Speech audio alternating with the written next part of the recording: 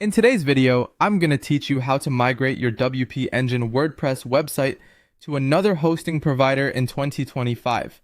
Moving your website might seem daunting, but by following these steps, you'll see it's quite manageable.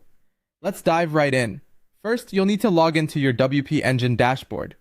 This is your command center, so to speak, where you can access all essential tools for managing your WordPress site. Once you're logged in, head over to the section labeled Backups.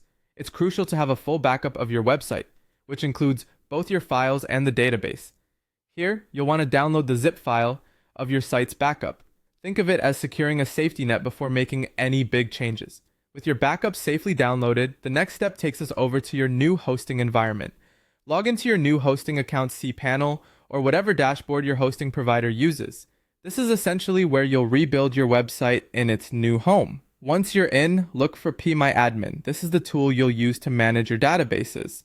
Now go ahead and navigate to the import section in PMyAdmin. You're going to upload the database file from the backup you took from WP Engine. This process is often straightforward, but make sure your internet connection is stable to avoid any hiccups. Once the database is successfully imported, you're ready for the next critical step. You'll need to edit the wp-config.php file.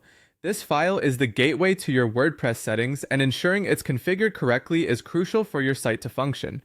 Update it to match your new hosting's database name, username, and password. Pay close attention to these details. A small typo can lead to big issues. If you're unsure, take your time or ask for help. Finally, it's time to update the DNS settings for your domain. You'll need to adjust these settings to point to your new hosting provider's name servers. Doing this essentially tells the internet where to find your website now that it lives at a different address.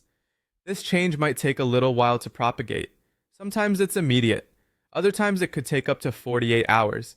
And there you have it, a successful migration of your WordPress website from WP Engine to a new hosting provider.